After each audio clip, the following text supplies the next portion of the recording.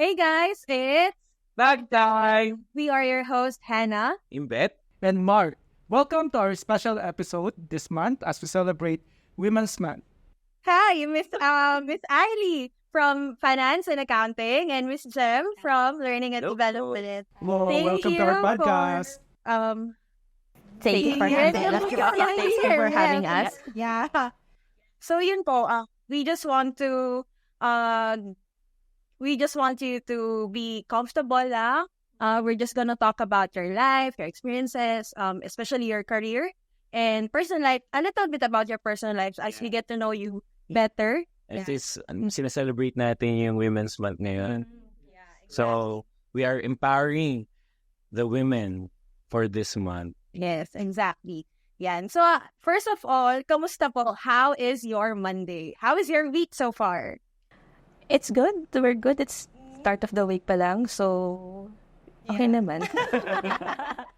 Yeah, for me, it's also good. I was able to, kumbaga, I got a lot of baon from the weekend because I had a wonderful time with my family. So we went to Enchanted Kingdom and, family time is always a very good energy to bring on a Monday, on a work day. I see. So, basically, just one word. How would you describe your whole day, your weekend so far? In just one word. Ako, siguro in just one word, I feel overwhelmed because I feel overwhelmed with excitement, with so much emotions. Kasi I will be talking with you guys, which is a first time for me and first time for me to be in this podcast as well. So yeah, how about you? Ako, I think, fulfilling. Yeah, kasi on a Saturday, ginagawa ko is, nagtuturo ako. So, if alam nyo, I am an instructor in a university sa Bulacan. So, yun. And then yung Sunday kasi is family day sa mga kaibigan. So, yun lang yung talaga actually nagiging pahinga ko eh. So, kaya fulfilling. Nagagawa ko yung passion ko at nakakapagpahinga. It's nice. Ako, in one word, siguro relaxed. I was able to relax that time. So, during last Saturday, if I'm not mistaken, that was the time I went to Greenfield. So, nakinig lang. Ay, nakita ko yung ano mo, yung voice note. Okay, Yes, and I messaged you. Yes, I messaged him. So, bago sa akin, hindi naman bago. Kumbaga, parang that time kasi mas nakapag-relax ako since yung last week is medyo busy sa work with all this stuff going on, diba? With our project. So, mas nakaka-relax. Okay. Medyo similar, chill lang. Because we celebrated my niece's birthday, so we went to Tagaytay yesterday. So, yan. Family day as well. Yeah. For me, I think I mentioned it already, but I would describe my weekend as challenging. Kasi challenging in a good sense, kasi kailangan naming mag-ride ng asawa ko ng space shuttle. Kala mo yung ride na, no? Yung travel. It was really challenging, but of course we had to fulfill that that obligation in order to give happiness to our children. So yeah, it was challenging, but it was also fun. Yes, the things you do for your Yes. So, since we have this kumustahan na, and let's talk about your work and your life. So, can you tell us something about yourself and your career and what it means to be a woman? Okay, so I am leading finance team. I'm the country accountant of GSI. So basically handle our finances, our budget, our budget. Yes.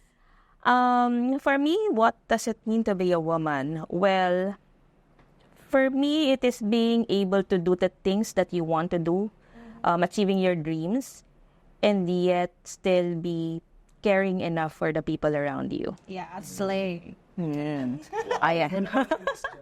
Well, for me, marami akong share sa trabaho ko. I guess alam niyo naman yan. So, first of all, I am GSI's training consultant. And then apart from that, I also do training consultancies in other companies. And then, in addition to that, so I'm also a relationship coach. And recently, I have been certified as a pranic healer.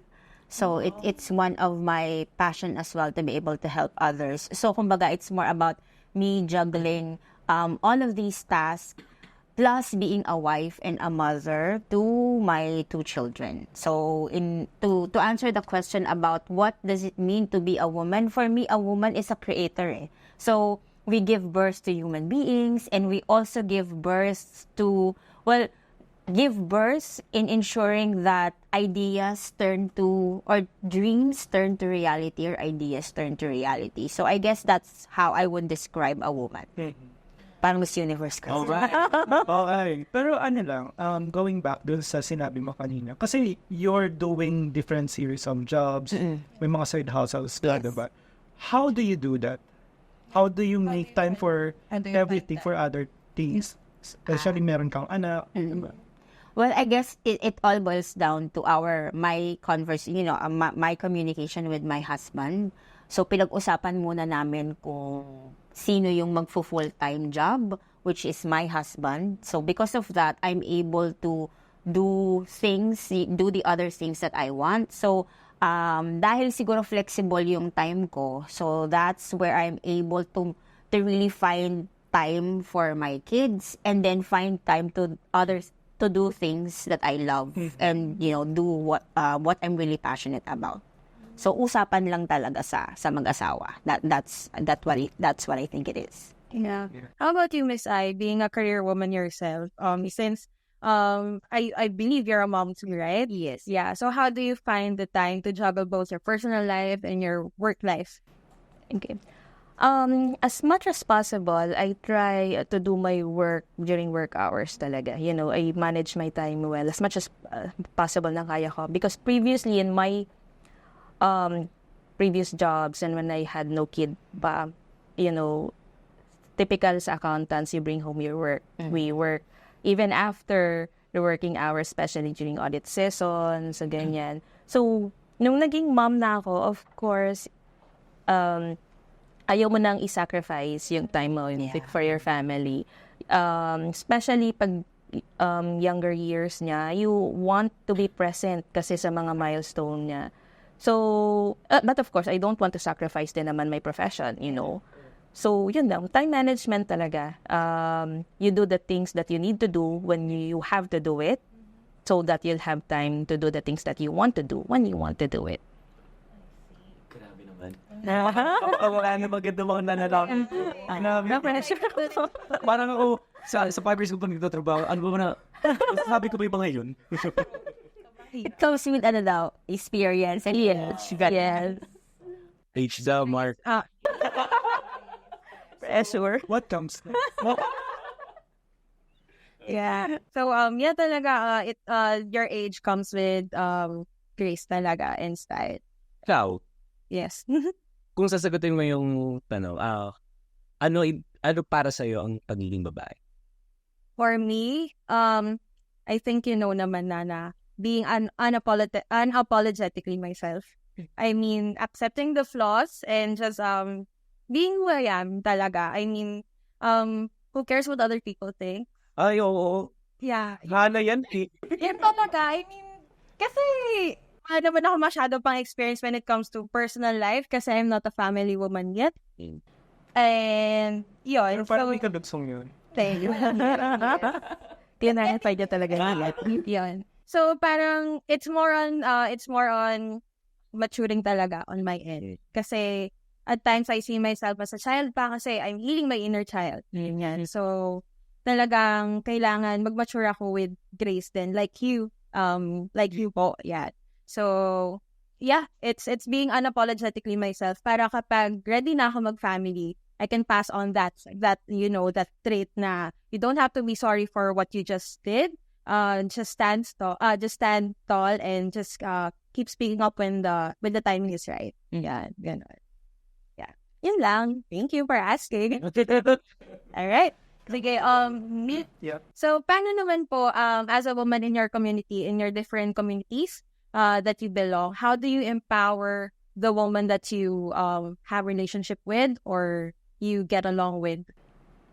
I'll answer first. So when it comes to empowering women in the community or maybe in the organization, how do I see that? I see that as not just myself. Siyempre, trabaho naman ng lahat yan.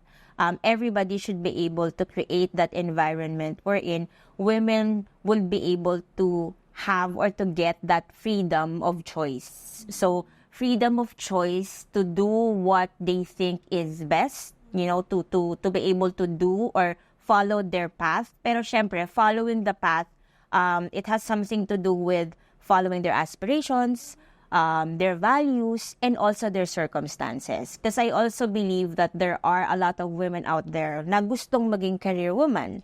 And then, meron din namang we also have women who want to be queen of the household, which is okay lang din naman, diba? So, parang yon. So, whether they follow the career path, having a career path, o kaya being a working mom, o kaya being a full-time mom, so they should be able to do that without judgment from other people and without pressure from their environment as well. So, kumbaga, trabaho siya ng lahat for us to create that environment.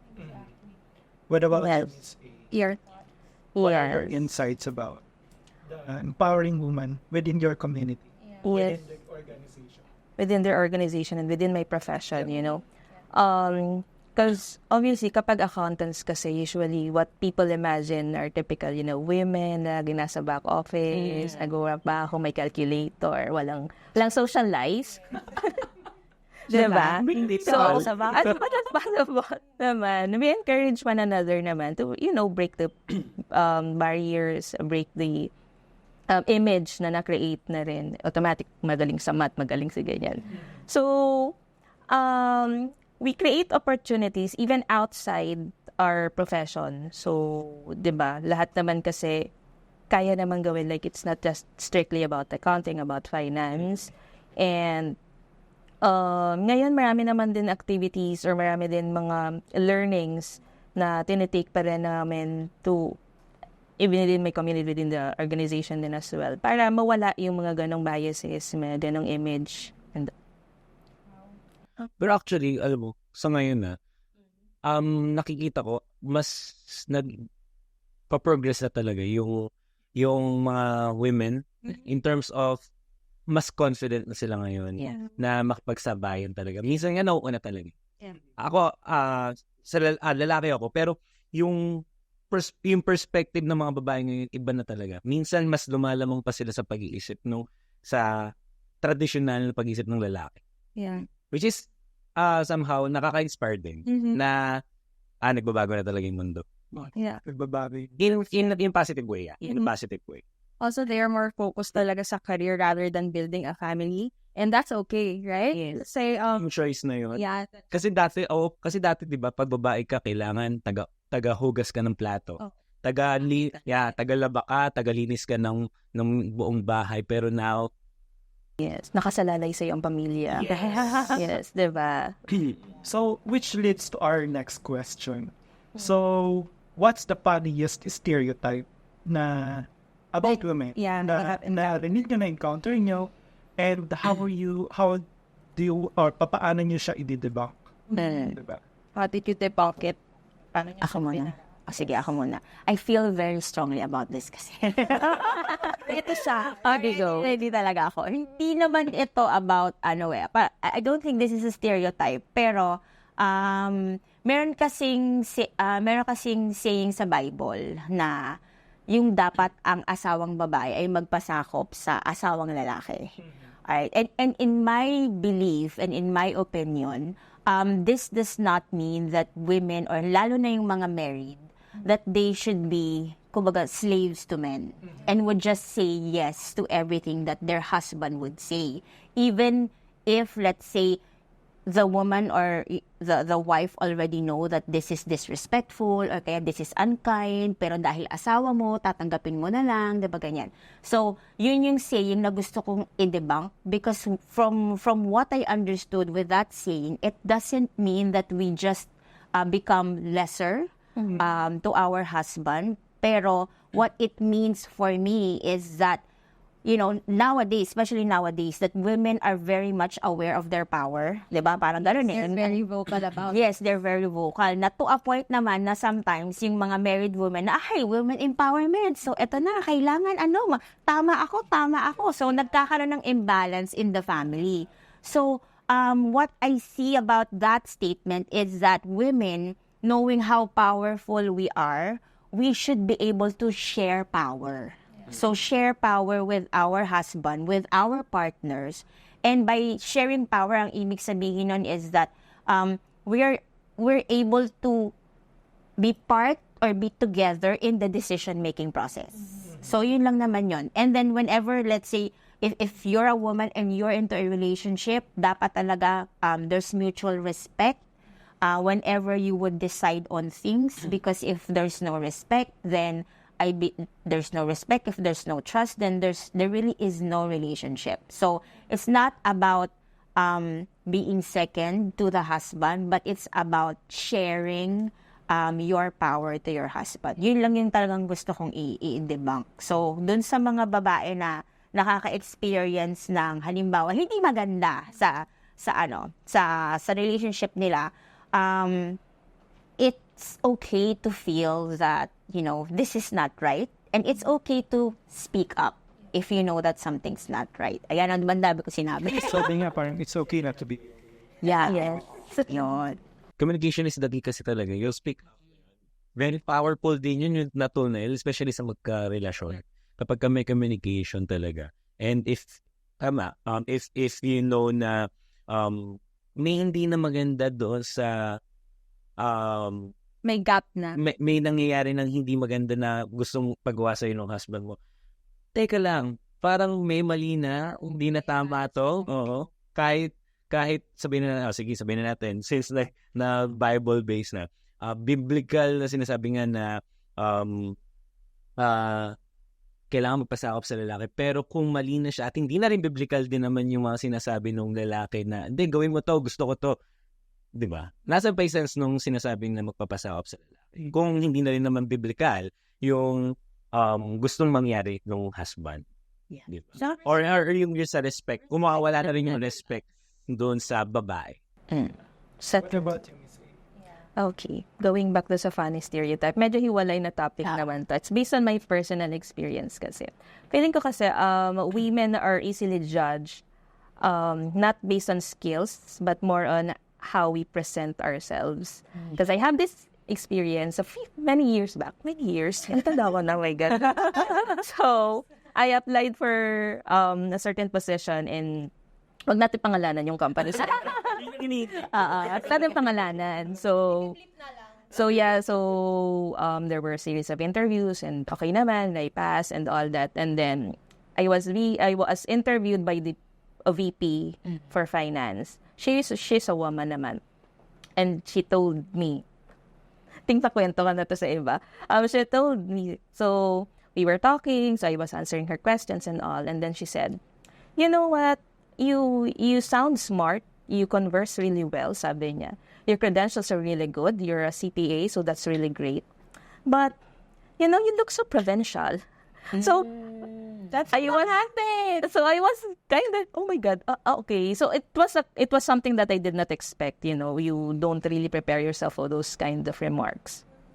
And so yun, na-shock lang ako. So as much as possible, I make sure if I am able to influence people, I encourage them not to look or not to base, on how people present them. Don't get me wrong ha, I agree that we have to present ourselves naman properly. Wag naman tayong, but as much as possible, I would like everyone to look doon sa kakayahan talaga ng tao. So if there are opportunities, I make sure, like if I am in the position naman to influence or to encourage, not to judge people and based on how they dress and how they look, but more on what they can bring to the table. Yeah. So yun. But what's your idea or what's your thought about for those people na ginajudge nila yung babae based on looks, based dun sa skills, especially copying from another woman? Yes. she should then empower you with that moment kaso backhanded eh. Yeah. But I feel like kasi, and then kasi yung impression, diba, when you're a girl, dapat if you're, just try to imagine a woman na successful in her career, how would you picture her? Someone who dresses well, who puts makeup on, diba? So siguro nandun lang siya sa ganong thoughts that you have to look good in order for people to believe that you are good. So yun. Yun na siguro yung belief niya. Sad reality kasi Yeah. maybe she's traditional. Yes, medyo may edad na rin kasi siya. Medyo may edad na rin Ganun siya. talaga siguro yung thinking niya. May galing ba sa Pag natin pa pangalan niya. medyo It was, paano ba? Kasi I remember, it was just after wait nga ba? When I was working in an auditing firm. So I could imagine I was so really stressed and skinny and haggard. Yeah, nakita ko yung picture na yun. No? Nakita ko yung picture talaga na yun. Diba? Hindi kasi pinakita ni Miss A sa amin. Diba nakakagulat? sabi niya kasi ang payat-payat niya dati. Hindi legit. Talaga na, diba? Yung itura ko na underworkout. Hindi ko din siya ma-judge eh. Baka may basis. Baka ano lang, May basis ba lang? kaya gano'n. Parang ganun din judge niya. So yan sa ako ano sasabihin niya eh. Pero yun nga, tama naman, hindi mo dapat ibase sa kung ano yung ngayong nakikita mo physically. You don't know that person. Dito natin gagamitin yung don't judge the book by its cover. Kasi yung book na yun, maraming laman. Hindi mo pa nababasa kung ano yung laman na yun. At kung ano yung makukontribute niyan sa company. Baka mamaya, si Miss A pala makakapagpalago ng business na yun. Pero, tinanggihan. Di ba? At least you're here now. I was offered the position naman. Dinecline ka lang. Revenge. Hinabol ka ba? Hindi naman. Pero yung satisfaction kasi na sa kanya yung last word to. Binigay naman. Pero yun. Yeah, tama kasi it doesn't align with your values eh. Yeah. How can you work in a company na hindi align sa values mo? That's very hard. So, going back dun sa mga questions natin, kung nakikita na natin ngayon na medyo nagbabago naman na yung society, sa tingin nyo, sino yung ini-idol natin or parang gusto nating maging na babae or patay man or buhay? Fictional or Local man or international. whoever it is, sino yung gusto nyo maging kayo na babae? For a day. For you have the chance. If I have, I'll answer. Siguro if I have the opportunity, I would like to live as Miss Leonie Robredo. So I'm really a supporter, to be honest. But nothing naman political or something. I just admire her kasi she was able to raise her daughters, diba? Even when she was alone. And she knows how to balance being a politician, a leader. So yun, I would love to be in her shoes, even for a day. Kasi I know that I would be able to learn a lot. Yeah. And inspire others. Parang feeling ko I find her inspiring. That is my opinion naman. Yeah, at since sinabi niya si Lenny, hindi ko na pwedeng sabihin Leonie din. Ano yung naisip ko din. Pero sige, ako naman, if I would be given a chance to live into the shoes of someone else, a woman, for a day, I would choose Taylor Swift. Okay, Taylor Swift kasi I'm very curious to find out what it feels like to be a very successful artist who's able to influence thousands, actually baka millions, millions of people with her gift of songwriting and just using her voice. Especially young children. Oo. Actually, mixed generations na, diba? Oo. So, yun. Very curious talaga ako kung paano niya yun nagagawa. What goes on in her head and how does it feel like to be as influential as her. So yun, I would go for her. To think na she was... Siguro may talent ka din sa pagkanta. Sample. Hindi, meron na. Lahat naman ng mga Pilipino ay may talent sa pagkanta. Pero yung, pagdating kay Taylor Swift, I would give that to my, the younger generations. That's why I'm very curious. So, siguro yung kay Taylor Swift, naku, lalabas na yung age ko dito, kumbaga, ang level ng familiarity ko sa kanya nandoon sa, Anong era po? sa first album era, ganyan. Sa mga first album, gano'n. Tapos, along the way, yung mga anak ko nang naka-pick up nung the rest of the songs. So, yun. That's why I'm curious. Ikaw? Me? Weird. If I could swap, very millennial to, pero if I could be Barbie, why not? Barbie. Sino yung Barbie? Barbie yung sa movie or Barbie na artist? Actually, yung Barbie, yung pinersonify ni Barbie. Kasi she can be anything. She can be a president, a model, etc. She can do anything. Tapos si Ken, lang siya, boy toy. Hindi siya boy toy actually, prop. I can be with Ken, pero I can still be myself. Yeah. I can do all things with or without a man. So yun, very inspiring kasi si Barbie. Ang dami niyang nagawa. Kahit toy lang siya. I know, ang babaw siya. Pero, parang ang galing kasi, yung napanood ko kasi yung movie, nagkaroon siya ng, self-realization, ng self-awareness na she's just a toy. Tapos, at the end of the movie, spoilers, lumabas na siya sa real world para talaga ma-explore niya yung feminine, pagkababae niya. So, I'm very proud of what she did in the movie. So, yun. I aspire to be her. Pagiging inclusive. Ikaw? Ano pa? Hindi, yung pagiging inclusive, ikaw, baka meron ka ding inspiration na babae ba na gusto mong iswap for a day? Siguro, I would go for my mom. Gaya-gaya. Hindi mo sasagot mo. Hindi mo nasasagot. Natala ko muna. Well, ako tinanong ko. Ito, kasi, di ba, growing kasi, medyo, hindi naman kami lumaki sa hirap. Kumbaga, sakto lang. Pero, napapansin ko kasi how my mom strives. Kasi, different jobs yung pinasukan niya nung as we grow. Naging alahera siya, nagtinda nagkaroon ng restaurant, and at the same time, nagtatrabaho din sa munisipyo.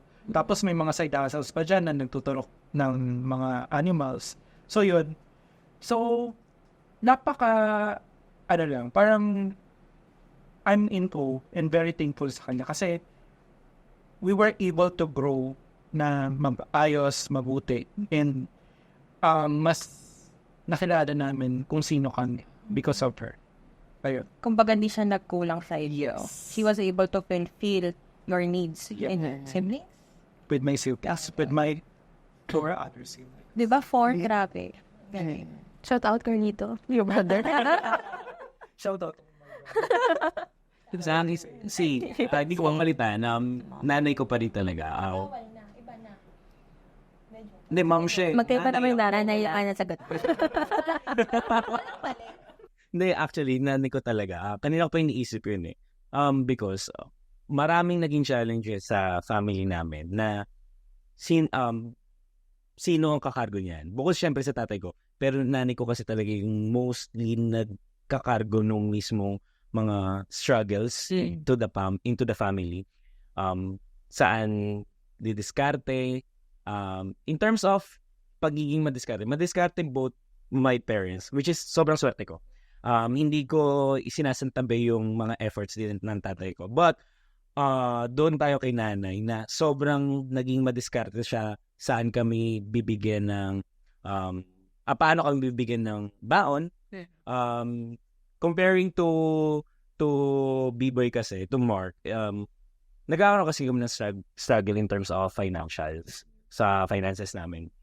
So, doon ako nagkaroon ng inspiration sa nanay ko na to have different jobs din. Na gusto kong mangyari yung ginawa ni nanay na itawid kami sa hirap na ngayon eto, nakakakain na ng 500 worth ng isang meal na hindi mo iniisip na wala na akong pera sa susunod na araw, ganyan. Yung ganon. So, doon ako na-inspire yung bakit ako nagpapagod. Kasi ang sipag ng nanay ko. Nagpalit sila ng role ng tatay ko. My father is now on our house. Siya yung nag-manage in terms of house, everything, house stuffs. Pero si nanay naman, siya yung nagpo-provide in terms of yun, sa finances, sa lahat ng mga kailangan namin. And siguro, if hindi naging ganon, hindi nag-sacrifice si nanay na sa bahay na lang siya, ngayon nagpapagod siya, I think may hirapan kami sa buhay ngayon. And syempre, hindi rin naman namin sinasabi yung efforts ni tatay na siya yung nasa bahay ngayon na ang lakas ng loob niya na kunin yung responsibility ng isang babaeng magulang. Kasi ang hirap din naman na araw-araw ka maglilinis ng bahay, araw-araw ka magluluto para sa family mo, araw-araw ka maglilinis ng buong bahay, as in. So, sobrang grateful ko na sila yung parents ko. Mapagod yun yung nasa bahay ka lang. True. Especially ngayon. Kaya wag natin isasantabi talaga efforts kapag ka nasa bahay ka lang. Hindi, Yes. grabe mag-maintain ng bahay. Yes. Hindi siya lang talaga. Especially pag work from home, diba? Hindi lang kasi yung work iniisip mo, yung home din. With that in mind, parang napansin ko lang, I don't know, Imbet, mamas boy ka ba? Mas close lang, hindi ako mamas boy na mamas boy talaga na definition. Pero mas malapit ako sa nanay ko. Mas nakikinig ako sa nanay ko. In terms of mga directions, mga ganyan. Same kasi tayo. Parang mas malapit ako. Na parang normal yun. Normal. Kapag lalaki, Pag lalaki, mas malapit sa babae. Ay, sa nanay. Kapag ka babae, parang siya yung princess ng father. Ganun talaga yung nangyayari. Yun. Lalo na bunso ako. So, binigay talaga ako. Ay, oo. Totoo. Saka siguro kasi pag mother ka, ikaw kasi yung magiging emotional support ng children. Yun pa. Tama. Emotional support. Hindi. As man, ang hirap i-express yung emotion mo publicly. Yes. May ma-judge ka eh. Parang gano'n. Ang hina mo naman, ba't tiniyak mo mga ganyan? Mga gano'n. So siguro ganun din yung father mo, diba? I mean, hindi, mas madali kasi sa nanay, to be caring, to show yung emotions sa kids nila, unlike sa father kasi sila yung figure na you have to be strong. Yes, na not easily emotional, But shout out syempre sa parents kasi mahirap kasi maging parent. I'm speaking for myself na naman, no? Kasi hindi naman automatic na nagkaroon ka ng anak, alam mo na agad kung paano maging magulang. Wala namang instructions. Wala namang manual na nilalagay. Pag okay, ganito yung gagawin. Wala namang ganon. Yes. So there are things talaga din na hindi mo alam kung paano gagawin. So sa kids din siguro dapat intindihin din nila yung mother nila or yung father nila na hindi rin naman sila 100% sure kung confident sa kung paano nire-raise yung mga bata. And going to our next question.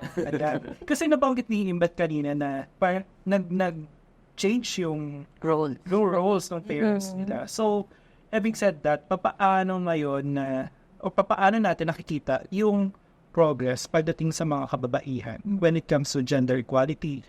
Yan. Women's rights. What about you, Miss A? Ikaw naman. Tingin ko kasi, depende kasi yan, di ba, on how we see things. And kasi sa GSI here, I don't think naman na hindi equal opportunity yun na binibigay sa babae or lalaki as much as possible. We treat everyone fairly, di ba? So, hindi natin masyadong nararamdaman kung may yung biases when it comes to gender for women and other pa. But, sa previous work ko kasi before, I have worked sa isang engineering company. So, mostly men doon. And siguro doon mas nararamdaman yung hindi naman equal treatment. Yes, yung opportunity kasi. So, maganda na sa ibang company, sa ibang field, and sana, someday din, di ba, doon sa ibang field din naman, maging equal na, and wala nang, hindi naman sinasabi na, okay, bawal dito yung girls. May impression lang kasi na, mas kaya ng lalaki tong role na to. So, hindi naman sinasabi na, okay, bawal dito yung babae. But, laging may ganong image na, mas bagay dito yung lalaki. Mas, pag medyo difficult na yung work, baka hindi kayang i-handle ng babae yan kasi they're emotional or something. So, maganda na sa atin, in our own ways, we try to break those barriers. We encourage everyone to be treated equally. The stereotypes talaga eh. What about you? For me, what I hope to see more, kasi ang dami na ng improvements, 'di ba? Marami ng improvements pagdating sa women's rights, sa gender equality. Siguro ang kailangan na lang dagdagan or maybe i-improve, especially for most organizations, would be the support. So, yung support na binibigay ng organizations sa mga kababaihan to ensure that they would achieve what they aspire to be. So, kanina nasabi ko nga yung halimbawa, kung gusto nila maging full-time mom, halimbawa may mga gustong maging full-time mom, then they can choose that. If they want to be working moms, they can also choose that. O kaya professionals, they can choose that. And also, what I also hope to see in the future would be our government to do their job, diba? To ensure that they improve our society para naman yung mga kababaihan na gustong maging princess, gustong maging Barbie, na nasa bahay na lang, diba? Yung halimbawa nasa bahay, nag-aalaga ng mga anak, magawa nila. Kasi what I'm seeing right now is it's a good thing that women are driven, career-driven. Pero marami din akong mga stories and mga kakilala na narinig ko yung stories nila na given the chance, gusto nilang nasa bahay at gusto nilang nag-aalaga ng mga anak nila pero hindi nila magawa because of their circumstance. Yeah. Because of our circumstance in the country. Na halimbawa, hindi kaya kasi na si husband lang ang may trabaho, so dapat magtrabaho din yung nanay. Which also, it has an effect, diba, on the children. So, most of the children, they grew up without proper guidance dahil parehong magulang ang nagtatrabaho. So, okay lang kung magtrabaho ang isang babae kung choice niya yon. Pero if she also chooses na sana alagaan ko yung anak ko, mabantayan ko yung anak ko, and okay lang naman si husband magtrabaho, that's where we need our government to step in. So that's what I hope to see, that hopefully there will come a time wherein women can freely choose, to work or to stay at home and take care of the children. Okay. Yeah, me? What about you? Isa-second ko na lang yung sinabi ni Miss Jem. So, I am lucky na I was born in a time na talagang meron ng women's rights, may gender equality na. Kasi kung panahon pa ng super matagal akong pinanganak, siguro oppressed pa rin, ganon. So, I think I was very lucky talaga na pinanganak ako at the time na I have the freedom to choose what I want to be talaga. And sa second ko na lang din sinabi ni Ms. Jem na sana may opportunities talaga to fully realize the potential of a woman regardless of the profession or career na she wants. Kasi hindi naman lahat ng babae is calling nila maging career talaga. Gusto nila maging homebody, why not, diba? So sana may mga opportunities sa government talaga na i-open up for them para they can do whatever they want and support their families. Or looking at the positive side, comparing on the old times talaga na even pagboto bawal. Pero ngayon talaga ang laki na nag-improve na. At marami pa ring i-improve. Marami pa ring i-improve dahil nakikita natin na ay parang kailangan pa itong mangyari para to get that equality, the gender equality. Pero siguro yung adjustment na ng mundo in terms of positive side na ang laki na talaga na nag-improve. Ang ganda na. gumaganda na talaga yung thinking ng tao. Pero sana lahat talaga is mabago na rin yung thinking in terms of the rights na dapat makuha ng bawat isa na gender. Yeah. True. Yeah, add ko na lang din. Hindi lang pala sa government, siguro sa organizations din. So, we're very lucky din na nandito tayo sa GSI na we're given the equal opportunity for all genders. Yeah, so sana sa other organizations din, other agencies or other businesses talaga na i-apply nila yung ganong thinking kasi we're looking into very forward society talaga where everyone is treated equally. Naalala ko tuloy yung sinabi mo kasi yung rin kasi related doon sa sinabi ni Miss A, yung baliktad naman. Yung mga lalaki naman yung parang na natitingnan niya medyo mababa. Babae siya, VP rin. So pero hindi siya in terms na hindi siya in terms sa physical. Ang pagkalalaki, ayaw niya, iba kasi yung thinking daw ng babae. So, mas kasi nandun sa gender equality, sorry. Parang sobrang pagka-empower niya sa women, nawawala na ngayon yung lalaki. Natatapakan naman niya ngayon yung rights and yung ano pa yung magagawa nung sa mga lalaki. So, parang na-overuse niya yung term na women empowerment, dapat mga babae lang kailangan nandito. Siyempre, nandun pa rin yung natin, yung balance, di ba? So, we are looking for the equality. We should apply it on ourselves, yung sa kung paano natin gamitin, di ba? So, yun. Kasi sa kanya talaga, basta pagka lalaki, ayoko niya, huwag mo yung hire. Buti nga nakadaan ako dun kasi hindi ako dumaan sa kanya. Hanggang sa manager lang. So, yun. Buti na lang talaga. Nakapasok ako doon. Pero buti na lang din nakalis ako kasi masyado siyang personal umatake. Buti nakalis ako doon. Huwag lang din natin pangalan. Pero yun, sobrang thankful tayo talaga sa GSI because ibang-iba talaga experience. Yung culture dito, iba talaga yung alaga. Yeah. So, go to our Last question. So, ano yung final inspiring messages here? You want to partake? Yeah. To young women and girls out there na who would listen to this, as well as to women na takot mag-step up or nandun pa sila sa comfort zone na hindi pa sila comfortable na lumabas talaga and realize their full potential. Yep. Yeah, since we use the word empowerment and we always, connect it to women empowerment, ganyan.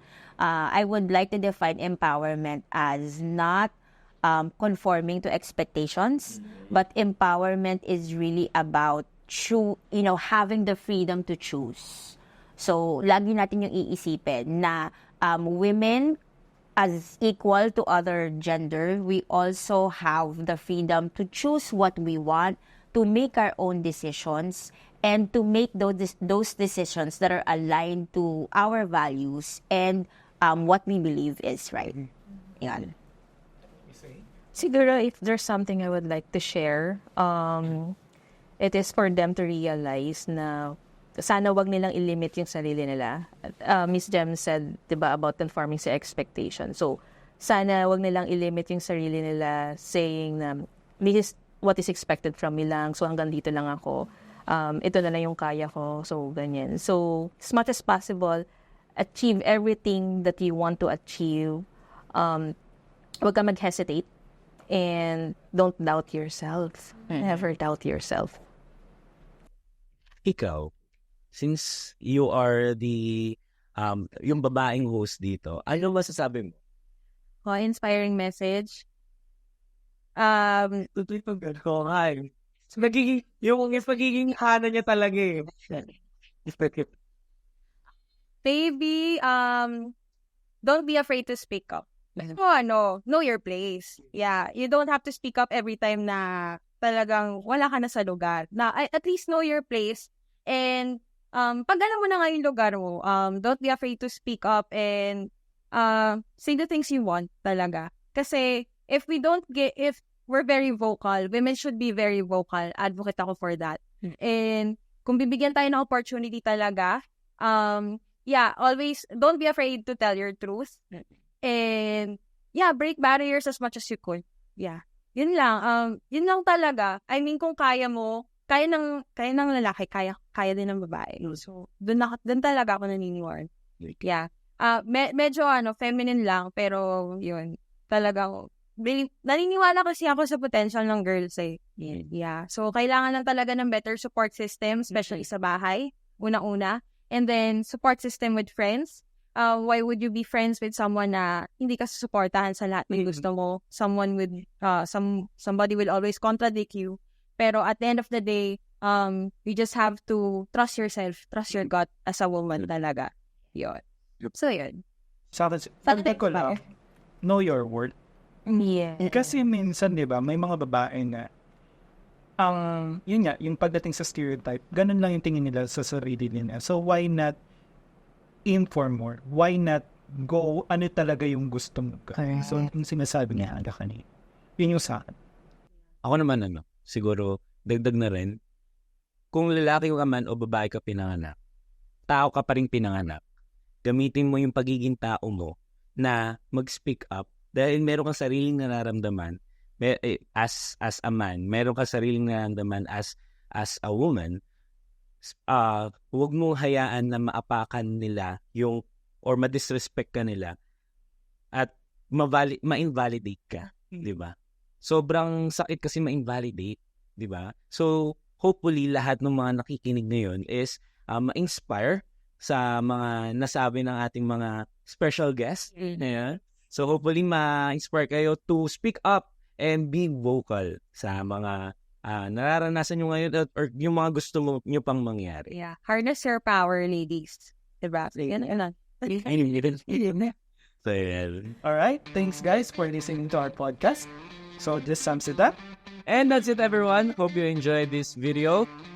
Please like, share, and subscribe to our social media, Facebook, LinkedIn, YouTube, and Spotify. Also, check out our new website. It's gsihub.com.au. Thank you for watching, guys. Bye! Thank you, Pule. Thank you.